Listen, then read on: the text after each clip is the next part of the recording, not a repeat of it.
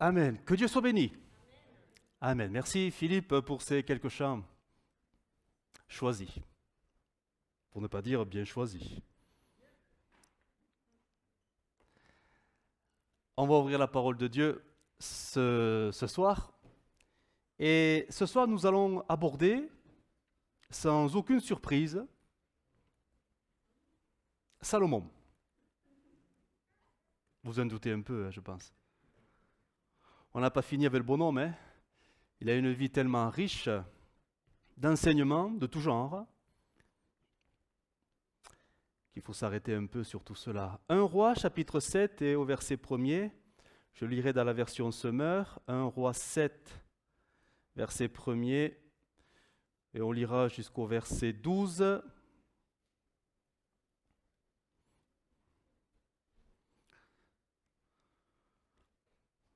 Salomon a fini de construire le temple. Ça a duré quelques années. Pas tant que ça. Vu le chantier, et vu les moyens qu'ils avaient pour mener le chantier, c'était quand même une performance. 7 ans. Et maintenant, il va s'attaquer à un autre chantier. Salomon entreprit aussi de construire son propre palais. Il lui fallut, ça a duré plus de temps, 13 années pour l'achever. Il bâtit d'abord, alors là il y a toute une description qui est, c'est vrai, c'est pas agréable à lire, mais on va quand même le lire. Au moins vous l'aurez lu au moins une fois, peut-être dans toute votre vie, je ne sais pas, mais on va le lire ensemble. Il bâtit d'abord le palais de la forêt du Liban, c'est le nom du palais. Et lui donna les dimensions suivantes, 50 mètres de long, 25 mètres de large et 15 mètres de haut. Son plafond supporté par des poutres de cèdre reposées sur 4 rangées de colonnes de cèdre. Par-dessus les poutres s'étendaient 3 rangées de 15 traverses de cèdre, soit 45 en tout, soutenues aussi par les colonnes. Sur chaque côté du bâtiment, 3 rangées de fenêtres à cadre se faisaient face sur 3 niveaux. Toutes ces portes et ces fenêtres avaient une forme carrée et les fenêtres étaient placées les unes en face des autres en 3 rangées. Ça, c'était pour le palais, la forêt du Liban. Le nom est curieux, mais bon, on va le comprendre après, plus tard. Le chantier va continuer. Verset 6, Salomon construisit ensuite la salle des colonnes, d'une longueur de 25 mètres et d'une largeur de 15 mètres. On est entré par un portique à auvent soutenu par des colonnes sur la façade. Verset 7, troisième bâtiment. Puis il fit construire la salle du trône, où il rendait la justice, appelée aussi la salle du jugement. Elle était lambrisée de boiseries de cèdre du sol jusqu'au plafond. Verset 8, un autre chantier, une autre construction. Son habitation privée se trouvait dans une autre cour que la salle du trône. Elle était construite selon le même plan. Salomon fit construire un palais semblable pour la fille du pharaon qu'il avait épousée. Donc il y a 2 appartements privés. Ça fait des constructions différentes. Les murs de tous ces bâtiments, des fondations aux corniches du toit et les constructions extérieures jusqu'à la muraille de la grande cour étaient faits de belles pierres de taille sciées sur mesure sur leur face intérieure et extérieure. Les fondations consistaient en grands blocs de pierre de prix ayant 4 et 5 mètres de long. Vous imaginez les blocs? Et ce n'est pas des briques, là, vous savez qu'on porte, quoi. Des petites briques. Là. Bon, je ne suis pas maçon, mais bon. Petites briques. 5 mètres, il faut imaginer quand même. Hein. Et ils n'avaient pas les grues et les camions pour porter tout ça. Hein. Par-dessus ces fondations étaient posées des pierres taillées sur mesure et des poutres de cèdre. Les murs de la cour du palais étaient faits tout alentour de 3 rangées de pierres de taille et d'une rangée de poutres de cèdre, comme le parvis intérieur du temple de l'Éternel et comme le portique. Alors, quand on lit tout ça, on n'y comprend plus rien. Il y a trop de descriptions, il y a trop de détails. On ne retient pas grand-chose de tout ça. Donc, j'ai cherché. Et voici ce que ça pourrait donner, parce que c'est une illustration, tout simplement. À l'époque, on ne prenait pas les photos, les selfies, il n'y avait rien, hein. Donc, c'est une illustration par rapport au descriptif, donc le palais de Salomon. En fait, il faudrait dire presque le complexe, parce qu'il y a quand même cinq bâtiments qui ont été construits en 13 ans. Ça va s'afficher. Voilà, je prends la main, le palais royal de Salomon. Est-ce qu'il y a quelqu'un qui est près de l'interrupteur qui pourrait éteindre pour une meilleure visualisation de l'écran? C'était pas rien quand même, hein, quand on y pense. Vas-y, les trois. Tac, tac et tac. Voilà. C'est beau, hein? Alors, on est où? On est à Jérusalem, mais on est sur le mont Morija. Le mont Morija, voilà, c'est écrit là. En fait, c'est tout ça. Voilà, le mont Morija, c'est le haut de cette montagne. Voilà. Et donc, voici le temple. Premier bâtiment, 7 ans. Voici le temple. Il est là, avec la cour, etc. L'entrée, elle est là. Les gens rentraient par là. Voilà. Et Salomon, il a construit ses appartements, ou plutôt le complexe royal, ici. Maison de la forêt du Liban. C'est ici. C'est l'entrée principale qui permet de rentrer dans tout le complexe. Voilà. Et alors pourquoi la forêt du Liban? Ben, tout simplement parce qu'il y a toutes ces colonnes. Les cèdres, oui, oui, oui. Et quand on était au milieu des cèdres, ça faisait un peu forêt. Du moins, c'est une explication qui est donnée dans les commentaires bibliques, tout simplement. Alors on venait et on allait dans la forêt. Mais c'était le bâtiment. C'était le portique, on rentrait par là. De suite après, était le porche des colonnes, qui à peu près, voilà, c'était ce petit bâtiment-là, avec des colonnes encore plus grandes, qui était la porte d'entrée, le portique, qui nous amenait, voilà, la salle du trône. Ils ont appelé le porche du trône. C'était ici que Salomon siégeait avec son trône, impressionnant, on le verra plus tard, et qu'il prenait toutes ses décisions royales. Donc en fait, c'est 3 bâtiments, voilà, qui s'imbriquent un petit peu là, et c'était là qu'il passait ses journées à rendre la justice, tout simplement, pour le peuple. Et à côté, il devait avoir une petite porte là, il avait le palais de Salomon, ses appartements privés, voilà. Alors, on ne parle pas d'un T2, T3, hein. C'est peut-être un T80, 90 ou je ne sais pas, mais c'était chez lui. Et il avait fait un autre palais, bon, plus petit pour madame, la maison de la fille de Pharaon. Voilà. Il n'a pas fait ça pour ses 1000 épouses, hein. Il l'a fait pour la fille du Pharaon. Ah oui. Voilà, donc tout ça, c'est un peu, là, on voit la muraille, vous allez voir. Vous allez voir mieux en grossissant. Voilà, on est là. Son palais personnel et pour madame. Et là, il y a une cour. Voilà, la cour privée, tout simplement, c'est vraiment les appartements royaux pour le roi, la reine. Et là, c'était son lieu de travail. Et là, c'était le portique, tout simplement, où on rentrait, tout simplement. Il a fallu 13 ans pour construire tout cela. 13 ans. On peut rallumer? Je vous verrai mieux. On peut enlever le diaporama, c'était pour voilà, illustrer un petit peu les choses, même si ce ne sont qu'une illustration, on ne peut pas affirmer que c'était bien comme ça, mais on suppose tout simplement. Donc 5 bâtiments, la maison de la forêt du Liban, avec les 45 colonnes, la salle des colonnes, la salle du trône, le palais de Salomon et le palais privé de la fille de Pharaon. Donc, ce qui nous fait 13 ans pour construire tout ça, plus 7 ans pour construire le temple de l'Éternel, ça fait 20 ans. 13 plus 7, vous pouvez vérifier, hein, ça fait 20. 20 ans, quand même. Quand on sait combien de temps a duré le règne de Salomon, alors, Combien de temps il a duré? 40 ans. On se dit 20 ans, ça fait la moitié. Même il faudrait dire, sur les 20 ans, il faudrait rajouter 4 ans. Parce qu'on sait que les travaux n'ont commencé que la 4e année de son règne. Pendant 4 ans, il a continué de faire ce que son père avait commencé, c'est-à-dire les préparatifs. Donc c'est 4 plus 7 plus 13, 24 ans. Plus de la moitié de son règne sera tout simplement pour faire des travaux. Ça n'a pas été du temps inutile.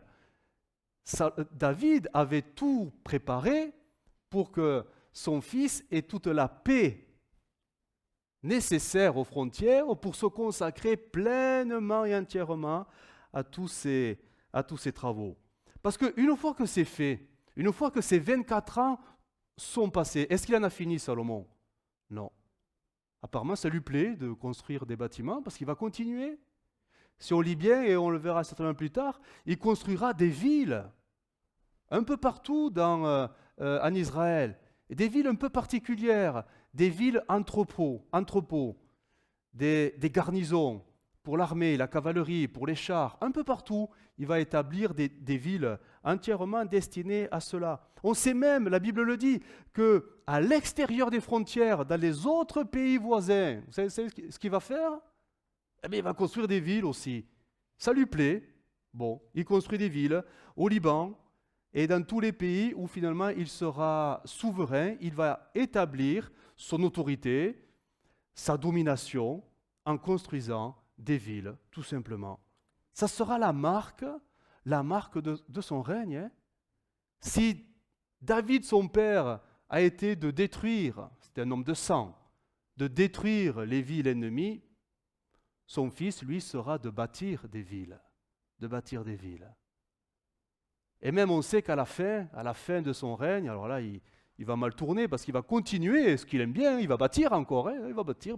Mais là, il va bâtir des choses qui sont moins glorieuses, des hauts lieux pour toutes ces épouses qui vont réclamer ces choses-là. Et lui, il va dire, ben oui, d'accord, je le fais. Des hauts lieux pour les idoles païennes, etc., etc. Ça sera un homme, Salomon, on peut le dire, du moins on peut le qualifier ainsi, un bâtisseur. C'est un bâtisseur. C'est un bâtisseur et quand même un homme de Dieu qui va quand même au début bien bâtir. Même si à la fin ça sera assez négatif, il va quand même bien bâtir. Ce qui est intéressant de noter, c'est que quand même la première construction, elle est pour Dieu. Il construit le temple de l'Éternel. Et c'est 7 ans après seulement qu'il va bâtir ce qui le concerne personnellement. La salle du trône, bref, ses appartements, ça prendra du temps, mais il fait passer quand même la maison de Dieu avant sa propre maison. Et ça, c'est intéressant à noter. C'est un bon bâtisseur parce qu'il a su tout simplement mettre les bonnes constructions à la bonne place, les bonnes priorités. Et là, je crois qu'il y a quelque chose pour nous. Parce que nous sommes, quand on lit la parole de Dieu, appelés nous aussi à bâtir. À bâtir. Nous devons être des bâtisseurs. Des bâtisseurs. Et à la lecture de l'Écriture, on se rend compte qu'il y a plusieurs chantiers à mener. Nous avons plusieurs chantiers à mener. Chacun de nous, personnellement, a plusieurs chantiers à mener. Et là, ça serait intéressant d'y voir finalement quelles priorités nous y mettons.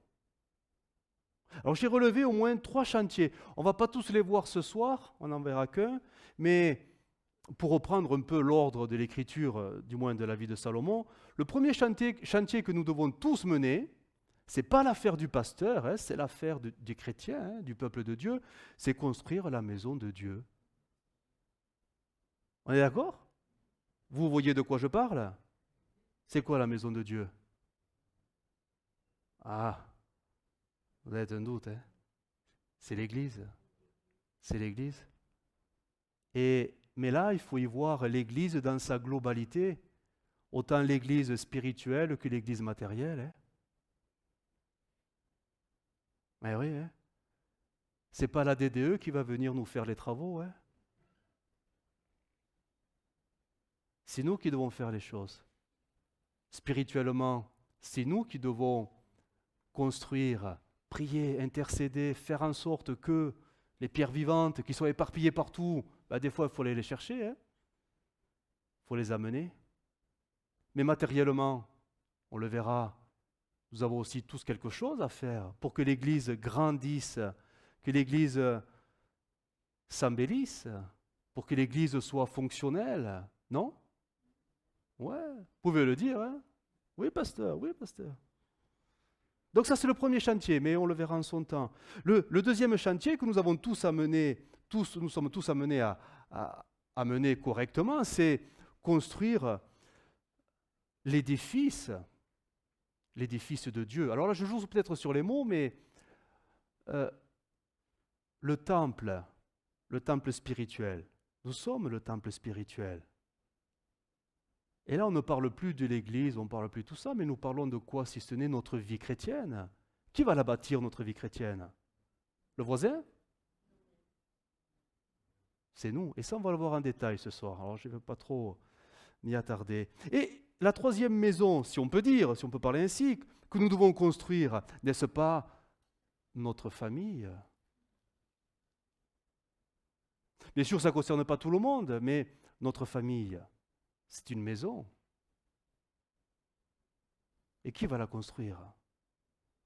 On sait qui veut la détruire, mais qui va la construire? Et là, il y a quelque chose à faire aussi, on le verra en son temps.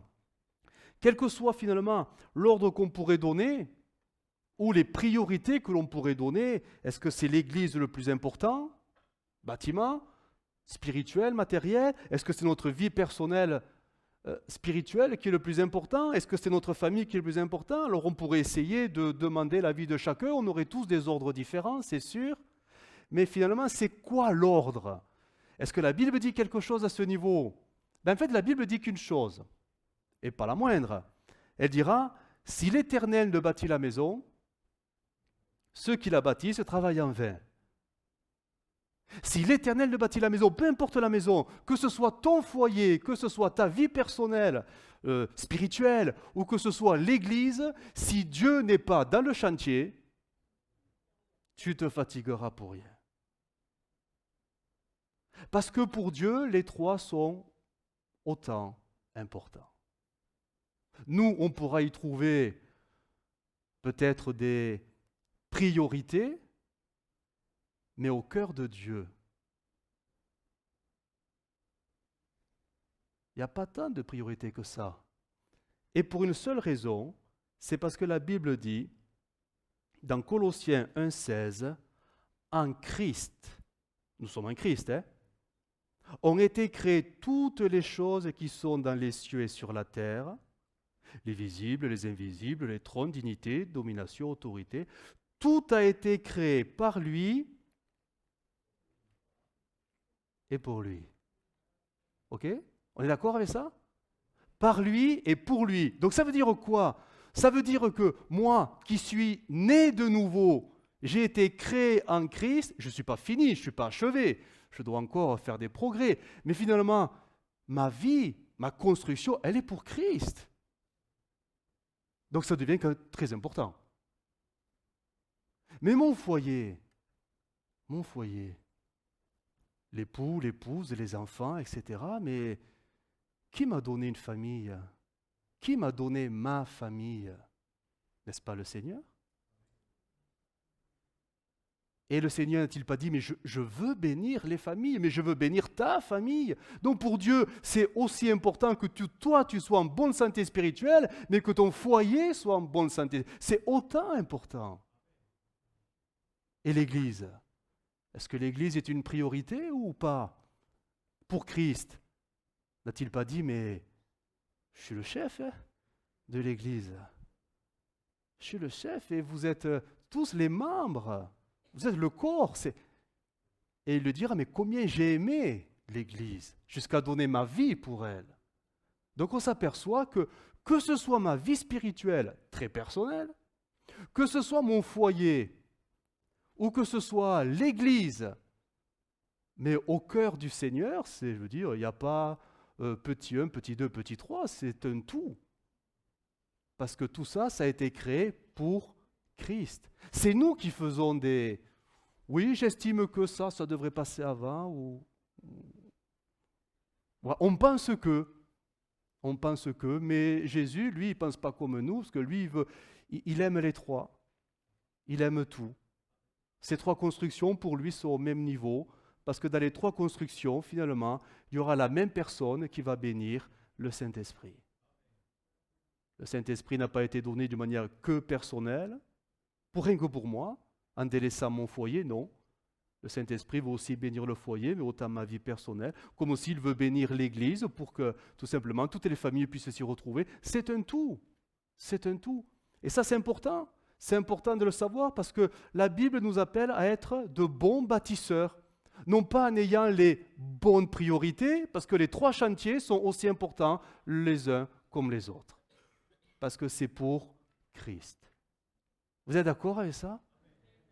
Eh oui, mais si vraiment on réalisait, ça changerait un peu les choses quand même, ou un peu plus les choses. Alors, on ne va pas tout voir, on ne va pas voir ces trois chantiers ce soir, je voudrais en voir qu'un. Et on verra les autres un peu plus tard, une autre fois, un autre mardi. Alors, comme il n'y a pas de priorité, j'ai tout simplement pris les choses qui viennent comme ça. Ce n'est pas parce que je prends celui-là en premier qu'il est plus important. Les trois sont importants. Le chantier qu'on va voir, c'est ce chantier qui tout simplement commence par notre cœur. La Bible dit que nous devons bâtir l'édifice de Dieu. Est-ce qu'on peut afficher, s'il te plaît, parce que là, il faut le mettre, 1 Corinthiens 3,9. 1 Corinthiens 3,9, nous le connaissons, ce texte, il va s'afficher. Je ne parle pas du temple spirituel que nous sommes. Je ne parle pas de ça. Voilà, nous travaillons ensemble au service de Dieu, et vous êtes le champ qu'il cultive, ou encore, vous êtes l'édifice qu'il construit. Je ne parle pas du temple spirituel que nous sommes, mais de l'édifice que Dieu est en train de construire avec nous, c'est-à-dire notre vie chrétienne. Notre vie chrétienne. C'est pas pareil. La vie chrétienne, c'est le salut. Le salut se reçoit par grâce, le salut se reçoit tout simplement sur la base de la repentance, la conversion, voilà, vous connaissez ces choses-là. Mais une fois qu'on est sauvé, qu'on est né de nouveau, la vie chrétienne va devoir se construire.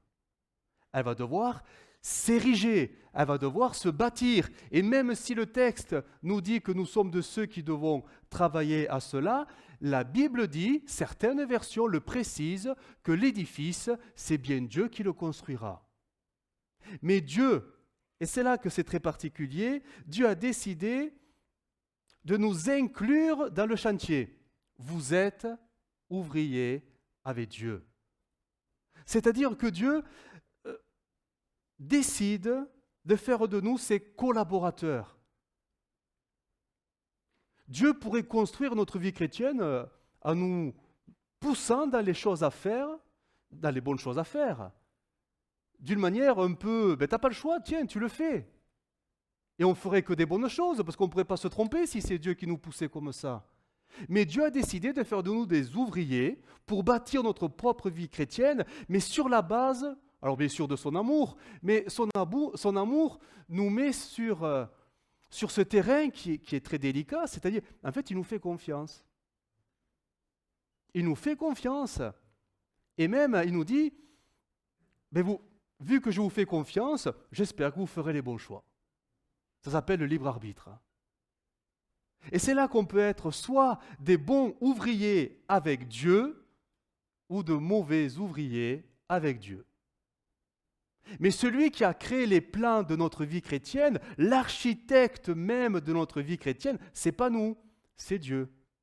C'est lui qui a déjà tout planifié. C'est lui qui a déjà tout mis en place. Nous, il nous demande tout simplement, en tant que bon ouvrier, comme un contremaître dirait à son ouvrier, aujourd'hui, voilà ce que tu vas faire, fais-le, c'est tout.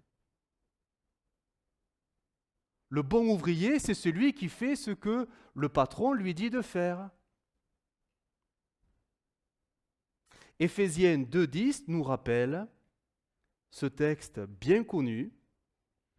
Nous sommes, tu peux l'afficher s'il te plaît, Éphésiens 2,10, nous sommes son ouvrage.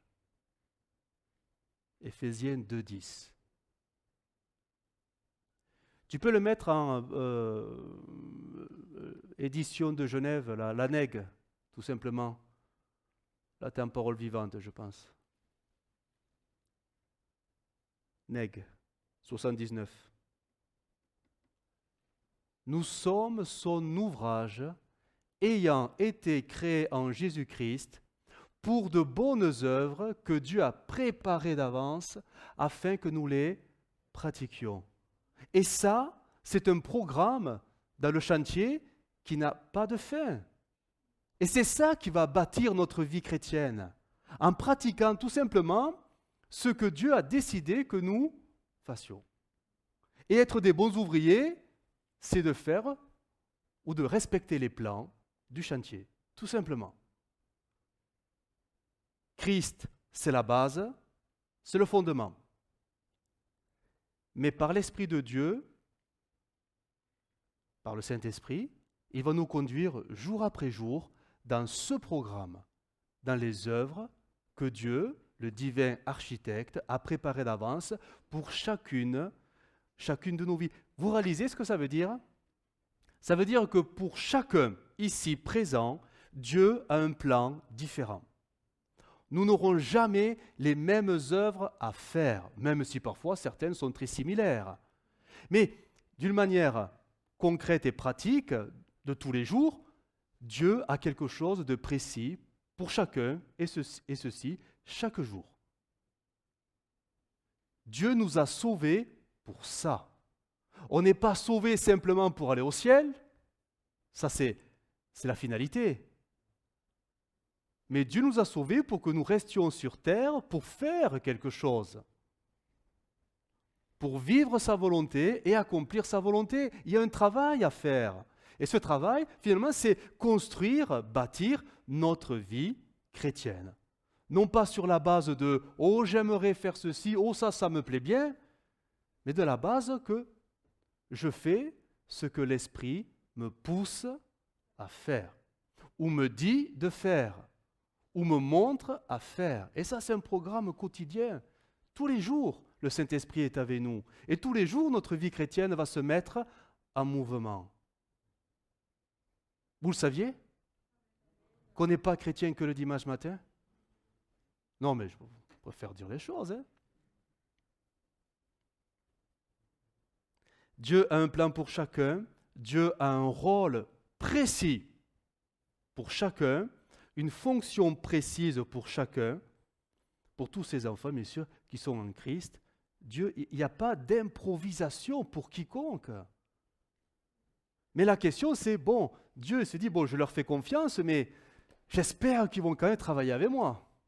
J'espère qu'ils vont se laisser inspirer, influencer par le Saint-Esprit. J'espère que tout va bien se passer, parce que j'ai plein de projets pour chacun d'eux. Et la question, c'est, et nous? Voulons-nous rentrer dans les projets de Dieu?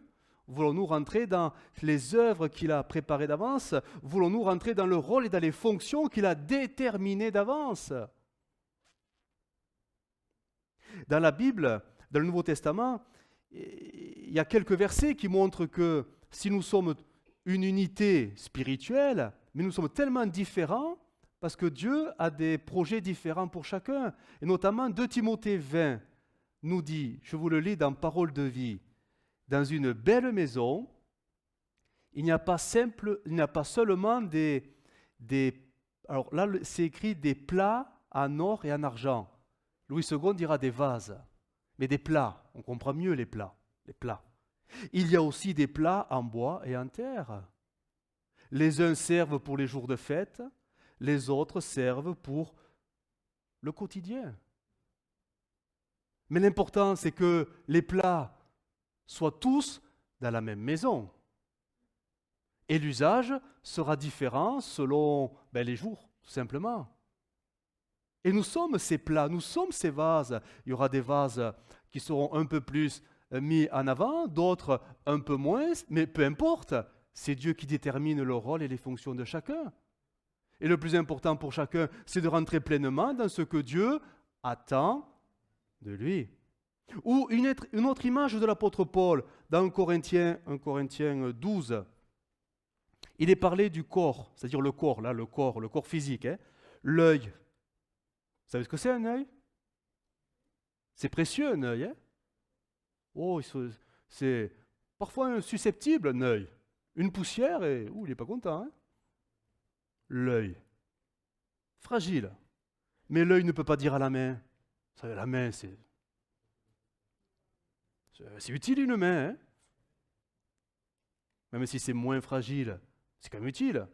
Mais l'œil ne peut pas dire à la main, j'ai pas besoin de toi.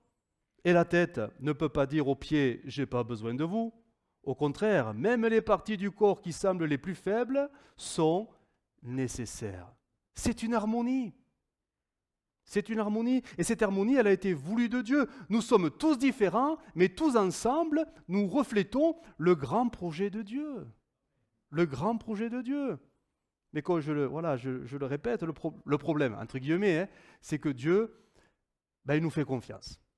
Il nous fait confiance.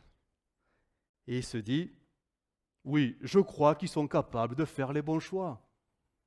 Vous savez, comme Dieu a dû espérer avec Adam et Ève.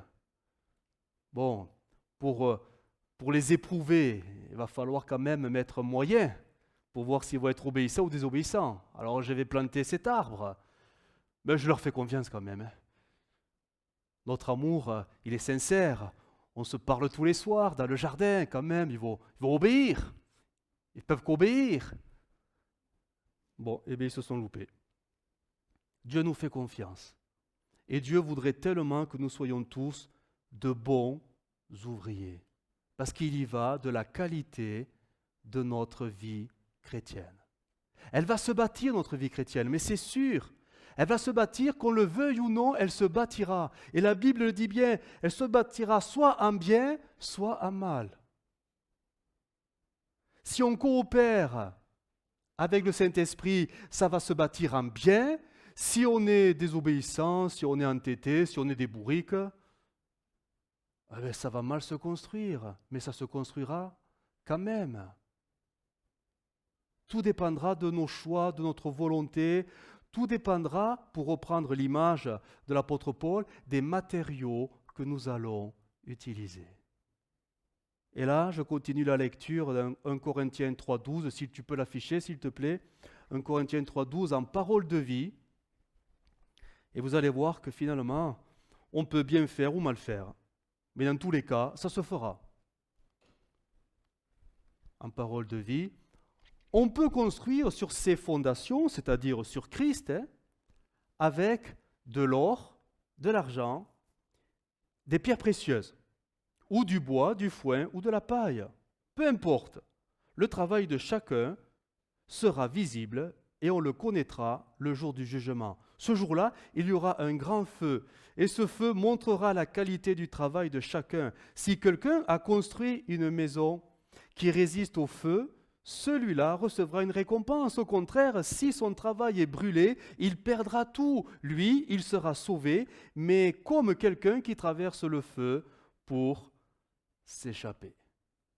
Ce texte est clair. On ne parle pas du salut en Christ, mais on parle de la construction de notre vie chrétienne sur le salut, dans le salut. Dans tous les cas, la personne est sauvée. Mais c'est selon la qualité de sa vie chrétienne qu'il recevra ou pas les récompenses que Dieu a toujours voulu lui donner. Parce que c'est Dieu qui a fixé les œuvres préparées d'avance. Donc il nous appartient d'être de ceux qui vont bien travailler avec les bons matériaux, et ça ne s'improvise pas. C'est le Saint-Esprit qui va nous le montrer. Ces matériaux, finalement, bon, vous avez compris que c'est symbolique, hein? L'or, l'argent, les pierres précieuses, le bois, la paille, le fouet, c'est symbolique. Ça nous montre les choses que l'on fait, c'est-à-dire ce que nous sommes, ce que nous allons faire, le savoir-faire, le savoir-être, bref, notre vie de tous les jours. C'est ça qui va rassembler les matériaux et construire notre vie chrétienne. Savoir-faire, nos actes au quotidien, nos actions, les services, le service. Le savoir-être, c'est ce fruit de l'esprit, c'est les vertus chrétiennes, c'est toutes ces choses. Tout ça, ça s'accumule tous les jours, ça s'accumule, selon les circonstances de la vie, selon les situations, ça s'accumule et ça construit quelque chose, notre vie chrétienne. Et c'est le feu, à la fin, tout à la fin, qui mettra en évidence si c'est du solide ou si c'est du vent. Hein. Mais quoi qu'il se passe, tous les jours, je suis en train de bâtir ma vie chrétienne. Je ne sais pas si on s'en rend compte, que tous les jours, c'est comme si le Seigneur, il nous a enregistrés. Il nous enregistre. Tout ce que nous disons, c'est enregistré. Tout ce que nous pensons, c'est enregistré. Tout ce que nous faisons, c'est enregistré. C'est noté dans des livres. La Bible le dit. Il y a le livre de vie, le livre de vie de l'agneau. C'est le livre où il y a le nom de tous les rachetés. Très bien, c'est merveilleux. On y est. Donc c'est un bon livre. Mais il y a les calepins, je ne sais pas s'il faut dire. Il y a les autres livres où toutes les œuvres de tous les hommes sont écrites. Et ce livre sera ouvert. Et les hommes seront jugés en fonction de ce qui est écrit. Et pour nous, c'est la même chose. Sauf qu'on ne parle pas du salut pour nous à ce moment-là. On est tous sauvés. Mais devant le tribunal de Christ, c'est ce livre-là qui sera ouvert. Ok, tous sauvés, mais le Seigneur va dire, alors, voyons comment tu as suivi fidèlement ou pas le programme du grand architecte. As-tu bien construit ta vie chrétienne avec les bons matériaux? Là, on ne pourra rien dire, hein, on va se taire. Hein. Tout a été noté, enregistré, tout a été notifié. Et c'est le feu. C'est le feu qui va éprouver, tout simplement. Si ça brûle, c'est que c'était de la paille, c'était du vent, hein, c'était du foin, c'était du bois. Si ça résiste à l'épreuve du feu, alors c'était de l'or. C'était de l'argent, c'était les pierres précieuses, c'était tout simplement le programme de Dieu. Nous avons accompli les œuvres que Dieu avait préparées d'avance. Et là, comprenons bien, parce que là, ça devient peut-être un peu difficile à assimiler, à comprendre. Les œuvres préparées d'avance, elles sont forcément bonnes, non pas parce qu'on les a accomplies, mais parce qu'elles viennent du Saint-Esprit qui nous les a fait accomplir. On est d'accord? Il n'y a que le programme de Dieu qui sera bon. Moi et mes conceptions, ça ne sert à rien, c'est charnel, c'est humain. Mais quand le Saint-Esprit arrive à me pousser à faire les œuvres que Dieu attend de moi, donc ça devient des œuvres bonnes, c'est-à-dire spirituelles, parce que ça vient du Saint-Esprit. Donc là, je bâtis avec de l'or, de l'argent et des pierres précieuses. Mais quand je commence à bâtir avec le bois, la paille ou le foin, le Saint-Esprit n'est pas là-dedans. Mais ça nous parle plutôt de la chair. La chair, notre nature humaine, nos idées, nos conceptions, bref, nous quoi. Et le nous, le moi, mais il veut aussi plaire à Dieu. On n'est pas des êtres méchants. Ben non, on est né de nouveau quand même. Mais la chair, la nature charnelle demeure. Et la nature charnelle, elle peut avoir envie d'essayer de plaire à Dieu. Ça, c'est malgré nous, hein, mais c'est naturel. C'est ça, la chair, c'est le naturel. L'esprit, c'est le surnaturel. La chair peut vouloir essayer de plaire à Dieu et elle va essayer de faire de bonnes choses, elle va essayer voilà, tout simplement de servir Dieu en faisant des choses qui paraissent bien pour Dieu. Le problème, c'est que c'est la chair. Et la chair, c'est la paille. La chair, c'est le foin. La chair, c'est le bois. Ça ne tiendra pas. Et ça ne pourra jamais tenir. Parce que si ça tenait, ça voudrait dire que Dieu bénit la chair. Et c'est impossible.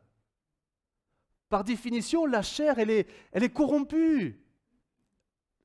Elle est corrompue. Dieu ne peut pas bénir même les efforts de la chair qui veulent essayer de plaire à Dieu. Puis je vais vous donner un exemple. Allez, oui. Alors, je me suis mis moi-même. Ça va? Moi, ça ne dérangera personne. Un prédicateur pourrait bien prêcher de par ses qualités humaines, éloquence, esprit, je veux dire, raisonnement bien structuré, bonne analyse de son thème. Mais s'il ne le fait pas selon l'esprit, pourtant il aura bien prêché, et même tout le monde aura dit Amen, Amen, Amen, Amen. Parce que c'était bien. Oui, mais si dedans, il n'y a pas l'inspiration, la marque, le sceau de l'esprit, alors sa prédication, comment sera-t-elle qualifiée?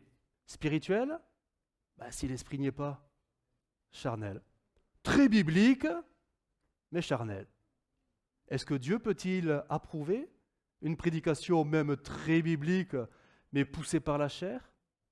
Non. Dieu ne pourra approuver que ce qui viendra de l'esprit, mais qui passera par le prédicateur. Vous comprenez? Un autre exemple. Là, ça nous concerne tous, parce qu'on a tous cela, une vie de prière. Vous avez une vie de prière? Une vie de prière peut être très bien remplie par quantité de sujets. Louange, adoration, intercession. Bref, on peut avoir une vie de prière intense, bien remplie, mais si ces prières ne sont pas poussées, animées par l'Esprit, faites en tout temps par l'Esprit toutes sortes de prières. Est-ce que Dieu va-t-il agréer ces prières très... Non, ça ne passera pas. Paul l'a dit, Jacques l'a dit, bon, vous priez, mais en fait, c'est la chair qui prie. Et Dieu ne pourra jamais dire Amen à ces prières-là. Si l'Esprit n'est pas dans ce que nous faisons pour Dieu, alors c'est de la paille, c'est du foin, c'est du bois, ça ne marchera pas. Du moins dans le sens, Dieu ne pourra pas l'agréer. Dieu ne pourra pas le recevoir, parce que c'est fait pour lui à la base. Mais Dieu dira non. Je ne peux pas accepter quelque chose qui vient de la chair. Et c'est là que c'est subtil, parce qu'on est tous un peu charnels, tous. Là où c'est flagrant, c'est dans nos réactions quand il y a contrariété, quand il y a déception. Là, la chair, elle s'emballe un peu. On se met en colère, on dit « Oh toi, je ne te parle plus, je ne veux plus te voir ». Bon bref, là c'est flagrant, c'est évident. Mais quand tout va bien, parfois c'est la chair qui nous porte même dans la vie chrétienne. Et on peut faire des choses d'une manière très charnelle sans se rendre compte que ce n'est plus l'esprit qui nous porte, mais c'est la chair qui fait pour plaire à Dieu. Et ça, on ne le voit pas forcément. Et c'est là que ça demande vraiment de savoir s'examiner et savoir discerner les choses. Jésus a dit, en parlant du Saint-Esprit, Jean 16, 13, parole vivante, « Quand l'Esprit de vérité sera venu, il vous conduira vers toute la vérité, tout entière. Sa mission, plus loin il dira, sa mission sera de manifester ma gloire. » Sa mission sera de manifester ma gloire. Ou Louis II dira, « Il me glorifiera. » Oui, mais est-ce que le Saint-Esprit peut glorifier Christ en passant par notre chair? Jamais de la vie. Le Saint-Esprit, lui, il attend une seule chose, c'est que nous fassions mourir la chair. Donc il ne se servira jamais de notre chair pour glorifier Christ. Ce n'est pas possible. Et c'est là qu'il va falloir être de bons bâtisseurs, de bons constructeurs, en coopérant avec le Saint-Esprit pour que les matériaux que nous allons utiliser soient ceux selon l'Esprit, c'est-à-dire durables, l'or, l'argent et les pierres précieuses. Beaucoup de choses, nous faisons beaucoup de choses pour Dieu, parce que nous aimons Dieu. Je ne parle pas à l'Église, mais tous les jours, tous les jours. Nous faisons tous beaucoup de choses pour Dieu, mais je crois qu'il faudrait parfois avoir le courage de se poser la question, mais est-ce que le Saint-Esprit est là, dans ce que je fais, dans ce que je dis, ou dans mes convictions, ou dans mes prises de position, ou dans mes décisions? Est-ce que le Saint-Esprit est là?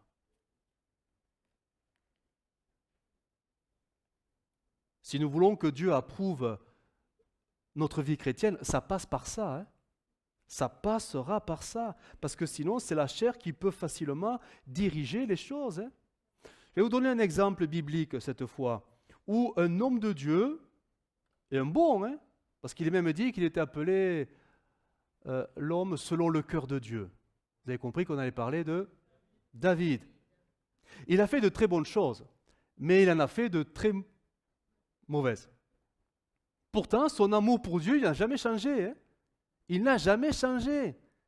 Et même, à un moment donné, son amour pour Dieu, il est tellement grand, et c'est vrai, c'est sincère, hein, qu'il voudra faire revenir l'arche de l'Éternel à Jérusalem. Mais il le fait pour Dieu. Hein. Et il va tout mettre en place. Tout mettre en place. Ça va être une grande fête. Il organise tout, une célébration. Bref, il y a les musiciens, tout le monde danse, ils dansent. C'est très bien. C'est très bien. Mais est-ce qu'il y a quelque chose de spirituel dans tout ça? Au-delà de la sincérité de son amour pour Dieu, est-ce que les choses ont été faites d'une manière spirituelle, c'est-à-dire comme Dieu l'a toujours voulu? Ben là, on s'est loupé complètement. Parce qu'il a fait quoi, David? Alors, si vous avez une bonne vue de la situation, en fait, il a fait ce que les Philistins ont fait. Il a copié. Il a mis l'arche sur un chariot neuf, avec des bœufs qui n'ont jamais été utilisés. Mais il a fait ça pourquoi? Parce que les Philistins ont fait exactement la même chose. Quand les Philistins avaient volé l'arche et qu'ils ont eu toute une succession de catastrophes, les Philistins ont dit, mais on n'en veut plus. Hein. Il faut qu'elle rentre chez les Israélites. Hein. Et ils ont fait quoi? Et ils ont pris un chariot neuf, ils ont pris des bœufs qui n'ont jamais servi, et ils ont dit, si c'est Dieu, et ça partira tout seul à bonne destination. Et c'est parti tout seul à bonne destination. Bref, ça a marché. Et David, qu'est-ce qu'il s'est dit? A-t-il été bien inspiré? Ben non, mais il a fait pareil. On va prendre un chariot neuf, on va prendre des bœufs, et on va mettre l'arche dessus. Tout se passe bien jusqu'au moment où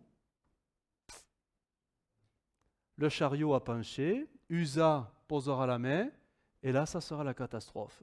Il va mourir sur le champ. Et c'est plus tard, en réfléchissant, ou en interrogeant peut-être enfin les sacrificateurs, on ne sait pas trop comment ça s'est passé, mais là, on lui a dit, David, en fait, il aurait fallu faire ce que Dieu nous a dit. Ce n'est pas un chariot qui doit porter l'arche, c'est les Lévites. Ils doivent la porter sur leurs épaules. Ah, oui. Ça, c'est pas je pense que, c'est ce que Dieu a dit. C'était l'œuvre préparée d'avance. Le chariot, plutôt l'arche de l'alliance sera pour toujours portée sur les épaules des Lévites. N'allez pas inventer autre chose. Dirait Dieu, même pour me faire plaisir, hein, ça ne sert à rien. J'ai dit ça et c'est ça que je bénirai, pas le reste. Et là, David l'a appris à ses dépens. Donc, deuxième tentative, on appelle les Lévites et on met l'arche sur les épaules et tout se passe bien. Parce que Dieu a été satisfait. Les consignes de l'Esprit par la parole ont été respectées et Dieu approuvera. C'était si simple. Mais des fois, les choses si simples et évidentes avec l'Esprit, on ne les voit pas, on ne le voit pas. Parce que notre cœur veut tellement parfois faire des choses pour Dieu, qu'on s'emballe et c'est la chair qui prend le devant. Hein. Comme si on voulait vraiment lui faire plaisir, mais en ne respectant plus ce que Dieu, lui, il a dit. On n'est pas là pour lui faire plaisir en faisant des choses nouvelles. On est là pour respecter ce qu'il nous a dit. On est là pour apprendre l'obéissance, pas l'esprit d'initiative. Qu'est-ce que je vais faire aujourd'hui pour plaire à Dieu? Ne fais rien, arrête-toi. Déjà, tu te trompes. Mais laisse le Saint-Esprit te conduire tous les jours. Ta part à toi, c'est de rechercher la présence de Dieu, qu'elle te remplisse, c'est tout. Qu'elle te remplisse. Et plus tu seras rempli, plus tu seras sensible à la direction de l'Esprit. Tout simplement. Mais ce tout simplement, c'est parfois très compliqué. Parce que notre chair, elle voudrait faire des choses aussi. La Bible dit dans Jean 4, 23, l'heure vient, elle est déjà venue, où les vrais adorateurs adoreront le Père en esprit et en vérité, car ce sont là les adorateurs que le Père demande. Dieu est esprit et il faut que ceux qui l'adorent en esprit et en vérité. Les vrais adorateurs doivent le faire en esprit et en vérité. Donc, si l'esprit devient à ce moment-là la condition pour louer, adorer, servir Dieu, nous comprenons d'emblée, j'espère, que la chair, d'emblée, elle est disqualifiée. C'est l'esprit. C'est par l'esprit, et c'est l'esprit seulement. Tout le reste, Dieu ne l'approuvera pas. Et regardez même la deuxième condition, en esprit et en vérité. Donc, si la vérité devient la deuxième condition, nous comprenons que ce qui est humain, sincérité, bonne intention, en fait, d'emblée, ça ne tiendra pas.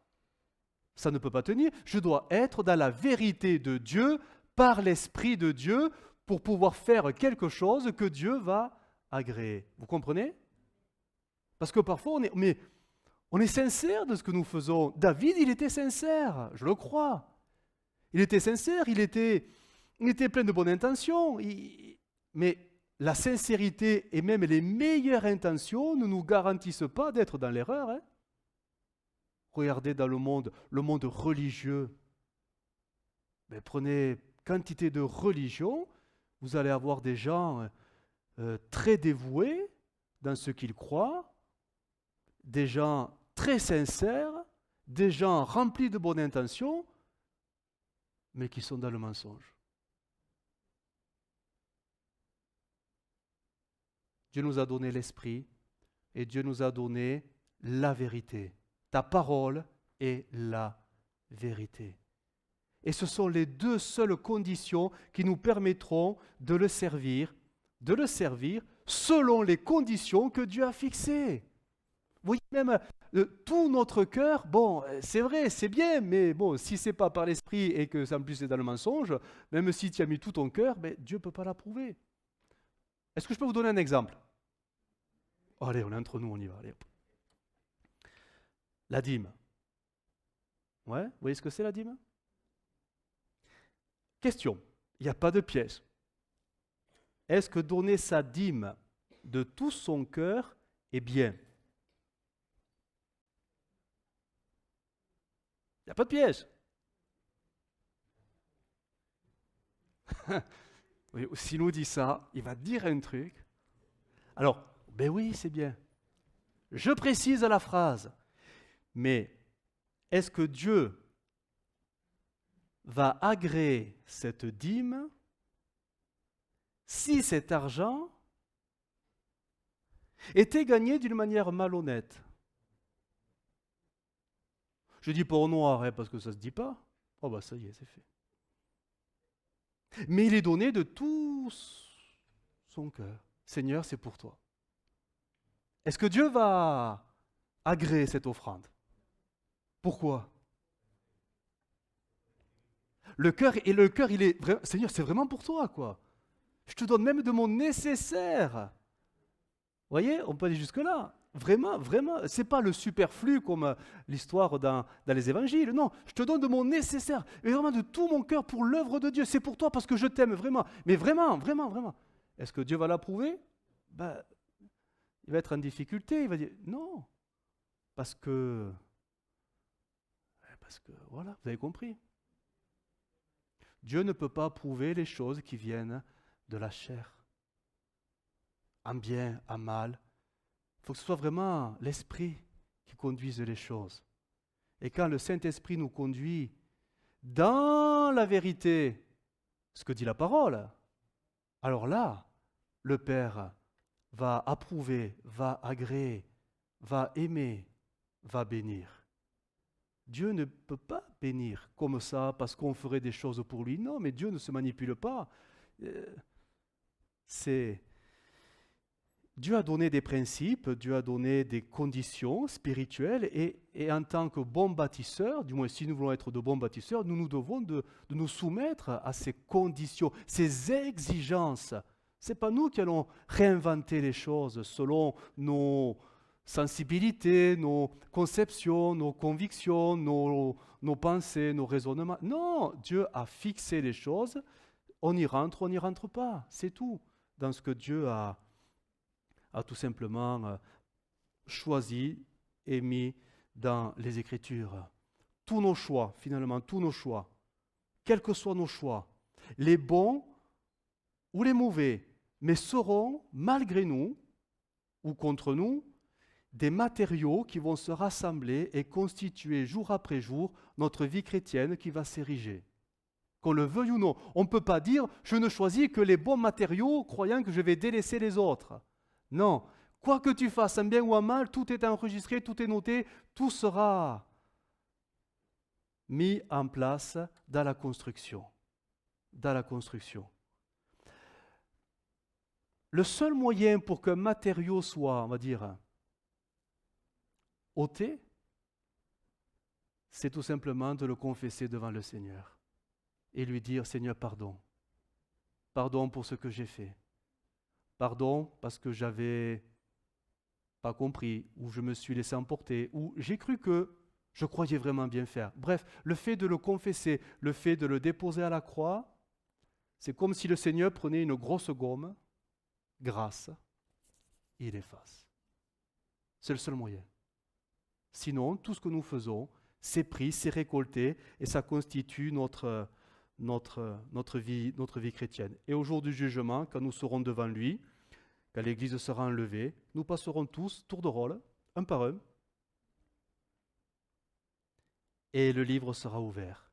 Vous comprenez bien que je ne parle pas du salut, hein? Je parle vraiment de ces récompenses liées à notre construction, à notre vie chrétienne. Donc soit nous recevrons, mais sur la base d'aucun mérite, parce que finalement les œuvres, ce n'est pas nous qui les avons inventées. Hein? Nous, on a fait qu'obéir à ce que le Seigneur a dit.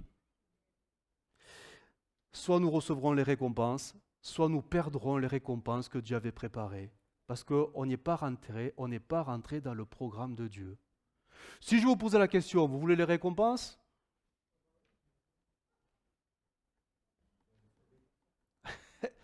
Bien, on est sauvé pour ça. Ben oui, on est sauvé pour ça. On est sauvé pour ça. Parce que Dieu a voulu donner un sens à notre salut. Le sens, c'est le travail qu'il a choisi pour nous. Dire, ce serait de la fausse humilité. Non, moi ça va, je suis sauvé, ça me suffit. Ben, ça veut dire que tu refuses le plan de Dieu. Mais Dieu t'a sauvé pour ça. Dieu nous a sauvés pour témoigner, Dieu nous a sauvés pour évangéliser, Dieu nous a sauvés pour que notre salut serve à quelque chose. Donc, rejeter ça, c'est comme si on disait, Seigneur, je suis sauvé, c'est bon, oublie-moi. Ça va, je suis sauvé, j'ai atteint le but. Ben non. tout dans l'Écriture nous dit que nous devons travailler maintenant à notre salut, non pas pour le gagner, mais pour le construire, pour qu'il croisse et qu'il soit une bénédiction aussi pour les autres. Alors, j'en arrive à ma conclusion. Si nous voulons être, et je le crois, on le veut tous, de bons bâtisseurs selon l'Esprit, qui finalement se serviront, parce que c'est l'Esprit qui va le faire, les bons matériaux, nous avons besoin d'apprendre vraiment à nous laisser conduire par le Saint-Esprit. Vraiment. Le seul moyen pour que l'Esprit nous conduise, c'est en faisant mourir la chair au quotidien. Vraiment.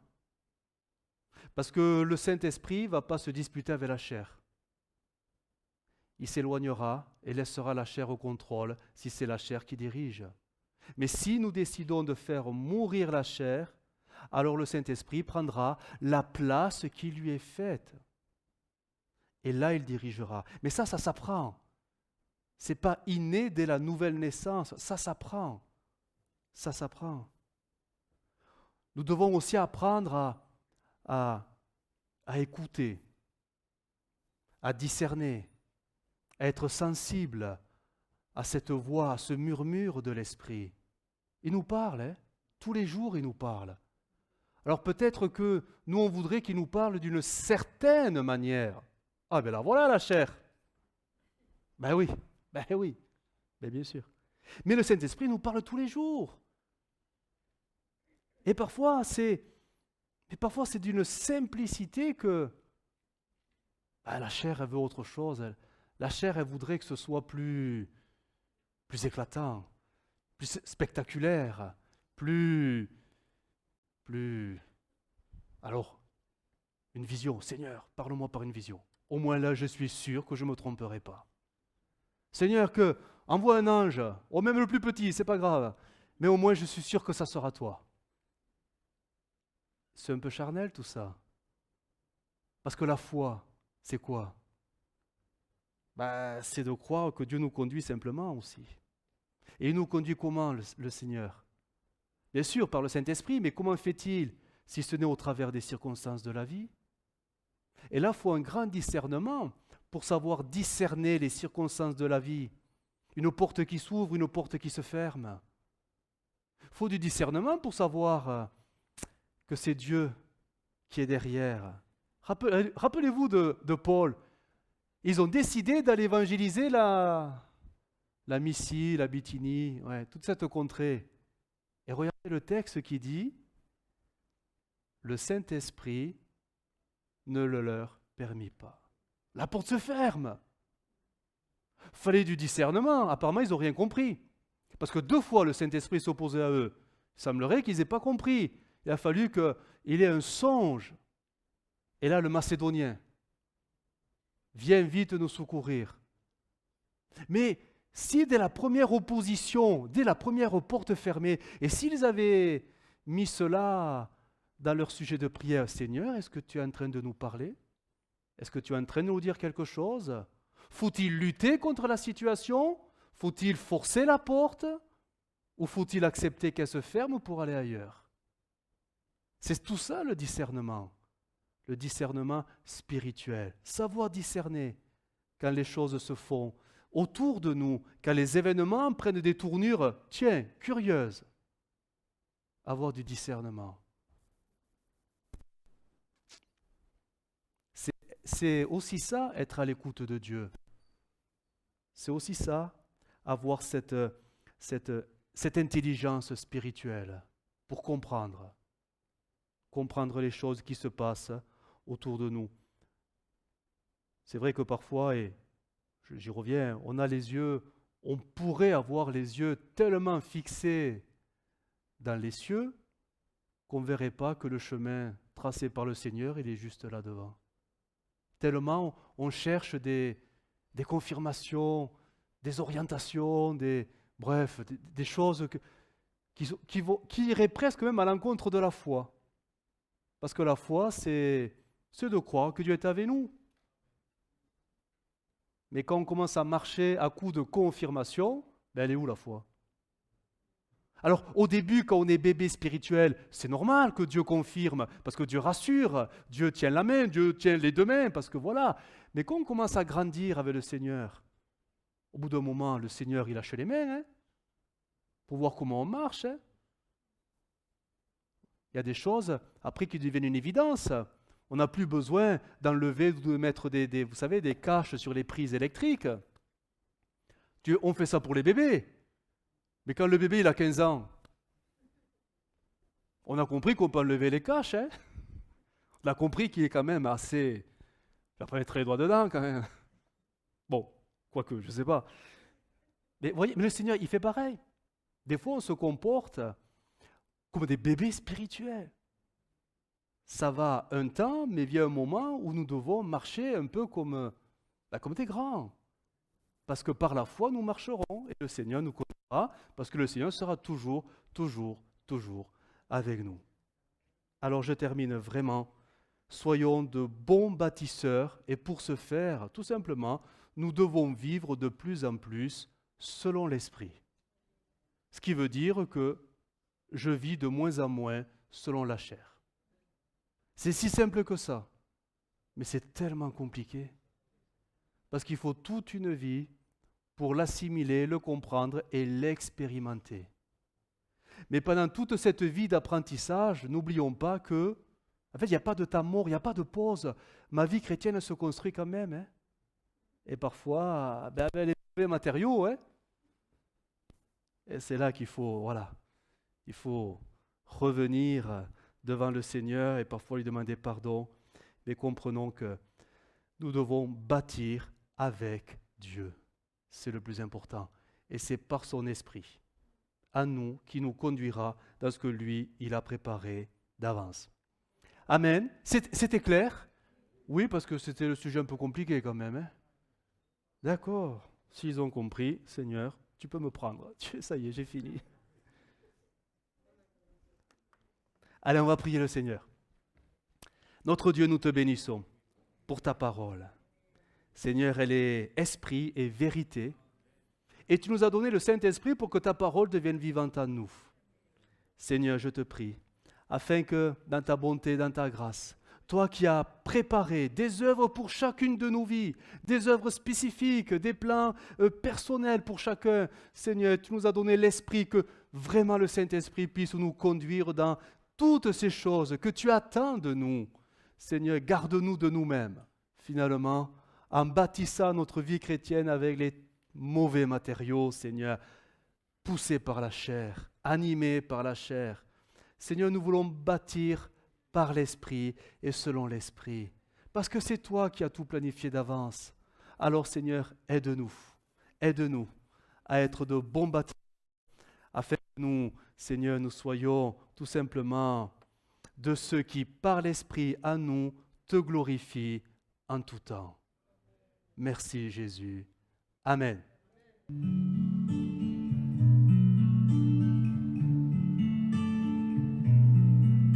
Well, I heard there was a secret chord David played and it pleased the Lord, but he